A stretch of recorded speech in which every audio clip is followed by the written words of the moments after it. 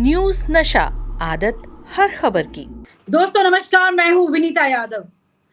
नई संसद में शपथ हुई। शपथ होने के बाद राष्ट्रपति का अभिभाषण हुआ। राष्ट्रपति के अभिभाषण में इमरजेंसी का जिक्र हुआ। इमरजेंसी का जिक्र इस भाषण में कितना सही है, इस बात को लेकर आप हमारे कमेंट बॉक्स में भी लिखिएगा। इस पर हम चर्चा करेंगे डॉक्टर अनिल सिंह से, जो कि वरिष्ठ पत्रकार हैं, और ये बताएंगे कि राष्ट्रपति का अभिभाषण क्या वाकई में इमरजेंसी जैसे मुद्दे पर होना चाहिए था। सर, देखिए, राष्ट्रपति का अभिभाषण नए सत्र में मूलतः सरकार का विजन पत्र होता है। सरकार आने वाले 5 सालों में सरकार क्या करने वाली है, इस पे सरकार अपने विचारों को लिख के देती है, जो राष्ट्रपति पढ़ते हैं, और यही सामान्यतः होता आया है। तो सरकार की जो पॉलिसी है, उस पॉलिसी को राष्ट्रपति अपने अभिभाषण में पढ़ती हैं, और उन्होंने पढ़ा। चूंकि सरकार के पिछले दिनों जो बातचीत हुई है, चाहे लोकसभा के स्पीकर ने इमरजेंसी की बात की हो, प्रधानमंत्री ने स्पीकर के इसकी बात की हो, इमरजेंसी की बात की हो, तो ये सरकार की घोषित पॉलिसी है। तो इस घोषित पॉलिसी को जाहिर है कि राष्ट्रपति के अभिभाषण में स्थान मिला है। हालांकि बहुत छोटा स्थान था, मैं वहां मौजूद था। तो राष्ट्रपति सिर्फ पासिंग रेफरेंस के लिए 27 जून की बात की, 25 जून की बात की, इमरजेंसी की बात की, लेकिन किसी भी तरह का सदन में किसी ने कोई विरोध नहीं किया। इसका चुपचाप लोग सुनते रहे, क्योंकि राष्ट्रपति का भाषण था ये। इस वजह से पॉलिटिकल पार्टी कांग्रेस भी चुपचाप बैठी रही, किसी ने कुछ नहीं कहा। ये सरकार का एक घोषित पॉलिसी था। क्योंकि कल सरकार ओम बिरला ने इस पर बात की थी, उसके पहले प्रधानमंत्री ने बात की थी।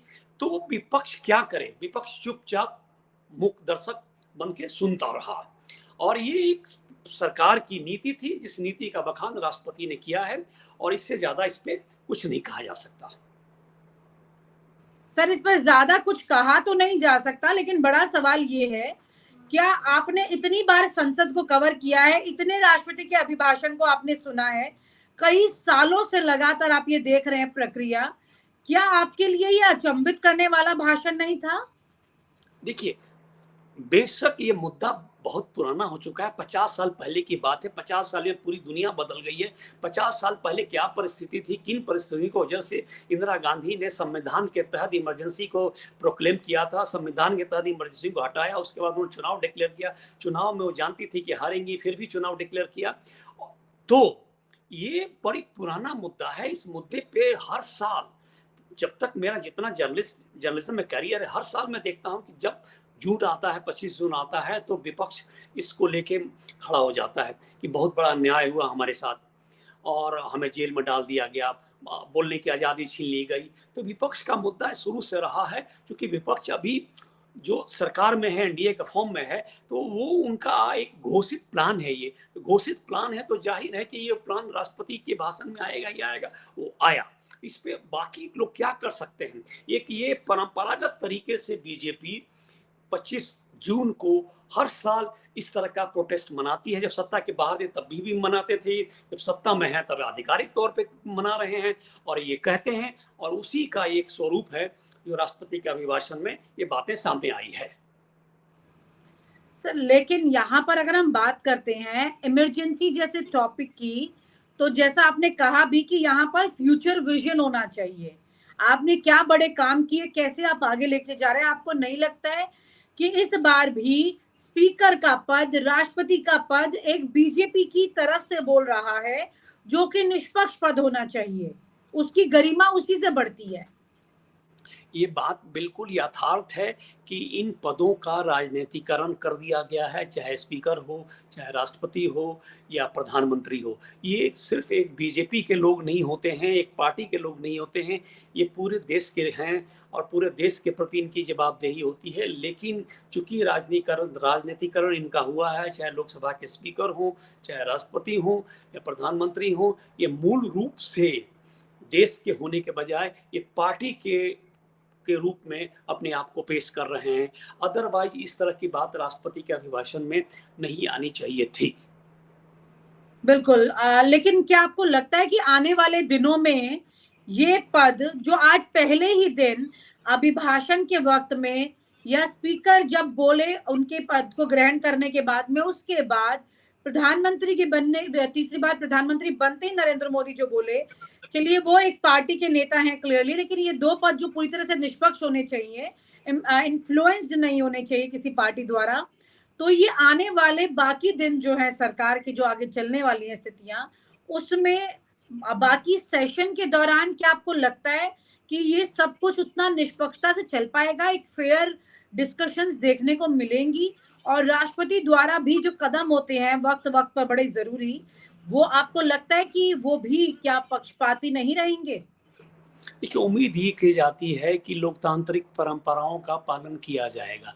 ये सारी बातें इस वजह से हुई कि जब स्पीकर का चुनाव हो रहा था, तब विपक्ष ने मांग किया कि भाई डिप्टी स्पीकर का पोस्ट विपक्ष को दिया जाए। विपक्ष और सत्ता पार्टी की बात हुई, बात बनी नहीं, कटुता आ गई, जिसकी वजह से सारी ये रायता फैला हुआ है। लेकिन आने वाले दिनों में ये उम्मीद की जाती है कि लोकतांत्रिक परंपराओं का, कन्वेंशन का ध्यान रखा जाएगा और सामंजस्य के साथ सरकार चलेगी। स्पीकर, राष्ट्रपति और प्रधानमंत्री लोकतांत्रिक परंपराओं का पालन करते हुए देश को आगे बढ़ाएंगे, ऐसी उम्मीद की जाती है। सर, ऐसी उम्मीद तो की जाती है, लेकिन पिछले 10 साल से जो पॉलिटिक्स दिखाई दे रही है और ये तमाम सवाल जो उठ रहे हैं, क्योंकि इस बार कुछ नेताओं ने तो ये बात कह दी, अखिलेश यादव तक ने ये बात कही कि उम्मीद है कि आप जिस तरह से अपनी जो एक सख्ती है वो विपक्ष पर जो रखते थे, वो नजर आप सरकार पर भी रखेंगे, उन पर भी आप ये दबाव डालते दिखाई देंगे जैसे विपक्ष पर डालते थे। एक निष्पक्षता की बात खुद संसद में पहले ही दिन अगर कर रहे हैं बार बार, क्योंकि 120 सांसदों को जिस तरह से निष्कासित किया गया था वो नहीं होंगे, इस बात की क्या गारंटी है? ऐसी उम्मीद की जाती है लेकिन ऐसा हुआ नहीं है। सर, क्या लगता है आपको? इसमें दो बात ध्यान रखने वाली बात है। पिछले 10 साल में जिस तरीके से प्रचंड बहुमत के साथ बीजेपी शासन कर रही थी, वो प्रचंड बहुमत अब नहीं है। इस समय विपक्ष अच्छा खासा मजबूत है। विपक्ष के पास एक बड़ा चेहरा भी है, विपक्ष के पास एक बड़ा जंक भी है एमपीज का। तो अब विपक्ष मरा हुआ नहीं है। इस बार विपक्ष सशक्त है, मजबूत है, क्रियाशील है, अपने प्रोग्राम को लेके मुस्तैद है, और सबसे बड़ी बात है कि ज्यादातर रूप से ये संगठित है। पिछले 10 साल में इनके पास प्रचंड बहुमत था, इसलिए जो चाहते थे वो कर लेते थे। लेकिन आने वाले जो 5 साल हैं, इन 5 वर्षों में ऐसा होने की उम्मीद नहीं है कि अब किसी तरह से इनके इस तरह के अड़ियल रवैये को विपक्ष बर्दाश्त कर पाएगा। अब विपक्ष अपना तेवर दिखाना शुरू कर चुका है। पहले दिन से लेके आगे भी विपक्ष का तेवर ये मौजूद रहेगा। अखिलेश और राहुल गांधी की जो अंडरस्टैंडिंग है वो पार्लियामेंट में आज भी साफ साफ दिख रही थी। जो संसद में लोग थे उनको मालूम है किस तरीके से अखिलेश को राहुल गांधी ने पीछे से आगे बुलाया, अपने पास बैठाया। ठीक है, तो ये सब चीज दिख रही है कि ये सारी बातें अब वैसी नहीं होगी जो पिछले 10 साल में होनी है। अब विपक्ष बहुत सजग है, बहुत मजबूत है, और लोकतांत्रिक परंपराओं का ध्यान रख के हमें उम्मीद है कि सरकार इन मूल्यों को ध्यान रखेगी और अपना कार्यकाम पूरा करेगी। जी बिल्कुल, इस बार विपक्ष मजबूत है, यही इस बार की लोकतंत्र की और इस संसद की खूबसूरती है। और यही विपक्ष जो पहले दिन से सरकार के द्वारा इन्फ्लुएंस जो पद हो सकते हैं उन पर पहले से अपनी नजर टिकाए हुए है और उस पर विरोध जता रहा है, ये अपने आप में ही खूबसूरत बात है। बहुत बहुत शुक्रिया sir, thank you so much. मानवता को बचाने में आगे रहा है। भारत को देखने का विश्व का नजरिया कैसे बदला है, ये इटाली में हुई G7 समिट में भी हम सभी ने अनुभव किया है। भारत ने अपनी G20 अध्यक्षता के दौरान भी विश्व को अनेक मुद्दों पर एकजुट किया है। भारत की अध्यक्षता के दौरान ही अफ्रीकन यूनियन को G20 का स्थायी सदस्य बनाया गया है। इससे अफ्रीका महाद्वीप के साथ साथ पूरे ग्लोबल साउथ का भरोसा मजबूत हुआ है। नेबरहुड फर्स्ट पॉलिसी में चलते हुए भारत ने पड़ोसी देशों के साथ अपने रिश्तों को मजबूत किया है। 7 पड़ोसी देशों के नेताओं का 9 जून को केंद्रीय मंत्रिपरिषद के शपथ ग्रहण समारोह में भाग लेना मेरी सरकार की इस प्राथमिकता दर्शाते हैं।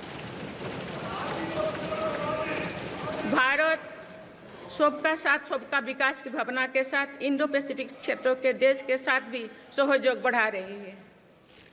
पूर्वी एशिया हो या फिर मिडिल ईस्ट और यूरोप, मेरी सरकार कनेक्टिविटी पर बहुल बल दे रही है। भारत के विजन ने ही India middle east Europe economic corridor को आकार देना शुरू किया है।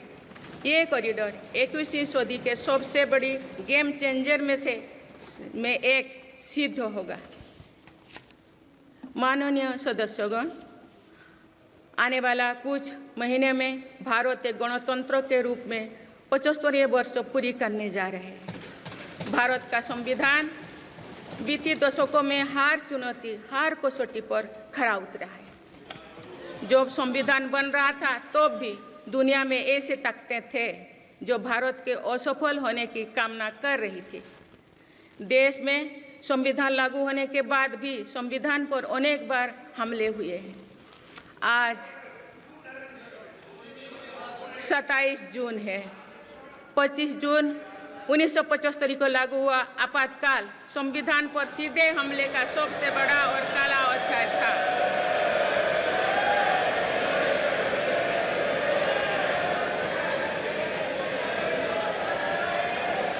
पूरे देश में हाहाकार मच गया था, लेकिन ऐसी असंवैधानिक ताकतों पर देश ने विजय प्राप्त करके दिखाया, क्योंकि भारत के मूल में गणतंत्र की परंपराएं रही है। मेरी सरकार भी भारत के संविधान को सिर्फ राजकाज का माध्यम भर नहीं मानती, बल्कि हमारा संविधान जन चेतना का हिस्सा हो, इसके लिए हम प्रयास कर रहे हैं। इसी ध्येय के साथ मेरी सरकार ने 26 नवंबर को संविधान दिवस के रूप में मानना शुरू किया है। आप भारत के उस भूभाग हमारे जम्मू कश्मीर में भी संविधान पूरी तरह लागू हो गया है, जहां आर्टिकल 370 की वजह से स्थितियां कुछ और थी। माननीय सदस्यगण, राष्ट्र की उपलब्धियों के निर्धारण इस बात से होता है कि हम अपने दायित्वों का निर्वहन कितनी निष्ठा से कर रहे हैं। 18वें लोकसभा में कई नए सदस्य पहली बार संसदीय प्रणाली का हिस्सा बने हैं। पुराने सदस्य भी नए उत्साह के साथ आए हैं। आप सभी जानते हैं कि आज का समय हर प्रकार से भारत के लिए बहुत अनुकूल है। आने वाले वर्षों में भारत की सरकार और संसद का क्या निर्णय लेती है, क्या नीतियां बनाती है, इस पर पूरा विश्व की नज़र है। इस अनुकूल समय का अधिक से अधिक लाभ देश को मिले, ये दायित्व सरकार के साथ साथ संसद के हर सदस्यों का भी होना चाहिए। पिछले 10 वर्षों में जो रिफॉर्म्स हुई है, जो नया आत्मविश्वास देश में आया है, इससे हम विकसित भारत बनाने के लिए नई गति प्राप्त कर चुके हैं। हम सभी को ये हमेशा ध्यान रखना है कि विकसित भारत का निर्माण देश के हर नागरिक की आकांक्षा है, संकल्प भी है। इस संकल्प की सिद्धि में अवरोध पैदा ना हो, ये हम सभी का दायित्व है, भी कर्तव्य भी है। नीतियों का विरोध और संसदीय कामकाज का विरोध दो भिन्न बातें हैं। जब संसद सुचारू रूप से चलती है, जब यहाँ स्वस्थ चर्चा परिचर्चा होती है, जब दूरगामी निर्णय होते हैं, तब लोगों का विश्वास सिर्फ सरकार ही नहीं, पूरी व्यवस्था पर बनता है। इसीलिए मुझे भरोसा है कि संसद के पल पल का सदुपयोग होगा, जनहित को प्राथमिकता मिलेगा। और आप हमसे जुड़े रहने के लिए सब्सक्राइब करें YouTube पर, फॉलो करें Twitter पर और लाइक करें Facebook पर। और ज्यादा जानकारी